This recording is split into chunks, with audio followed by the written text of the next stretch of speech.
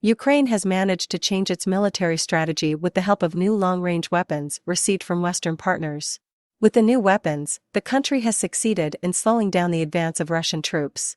This is stated in the material of the New York Times. The publication notes that the period from spring to summer for the Ukrainian army was very difficult. Ukrainian defenders were bombarded daily by Russian artillery in eastern Ukraine, gradually losing ground and losing hundreds of fighters a day in uneven battles. But in recent weeks, Ukraine has shifted its strategy with new weapons and succeeded, at least for now, in slowing down Russia's advance.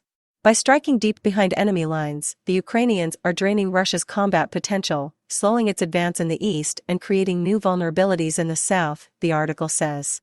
Experts say the new weapons have also forced Russia to reposition itself on the battlefield, giving the Ukrainian military some breathing room to make more strategic decisions.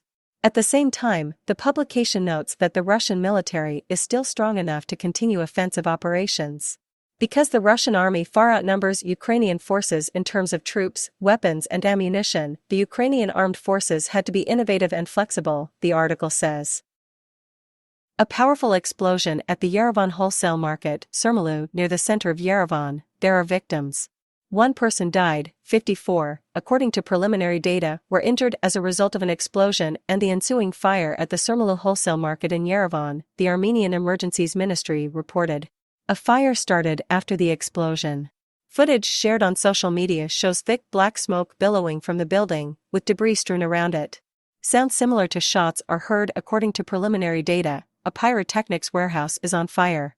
In social networks, eyewitnesses write that a warehouse with fireworks allegedly broke out. Earlier in the capital of Denmark, Copenhagen, there was a shooting at the Fields shopping center. As a result, 3 people died and 3 more were injured. UN Secretary-General Antonio Guterres announced his unwavering commitment to the complete denuclearization of North Korea. The North Korean Foreign Ministry said that the UN encroaches on the sovereignty of North Korea, advocating the total elimination of nuclear weapons in the country. This was announced on Saturday, August 13, by the North Korean news agency KCNA.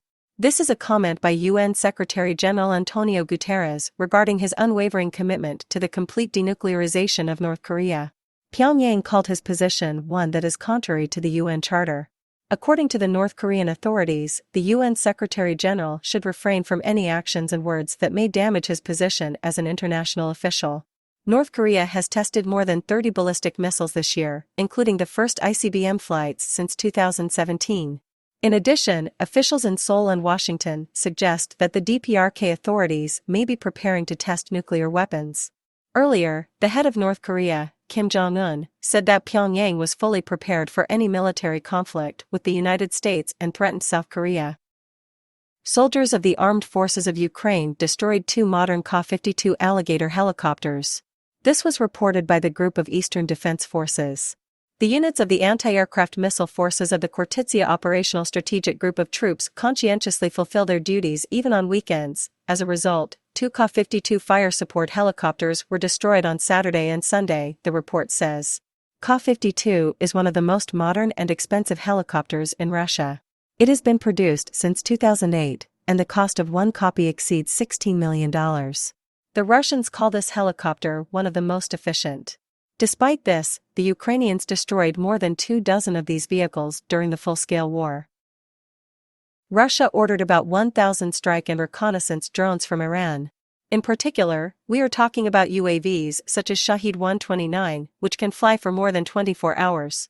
This was reported by a well-known Lebanese researcher and journalist Elijah Magier, citing his sources. Russia signed a contract with Iran for the purchase of 1,000 UAVs after Iran supplied several aircraft and a simulator on which Russian officers trained. The first drones have already been used in Ukraine, writes Magier. According to him, over the past decade, the Russian Federation has not paid due attention and investment to the drone industry, but has focused on the development of hypersonic missiles, ahead of the United States in this direction. But, as the war in Ukraine showed, drones have become necessary for every army.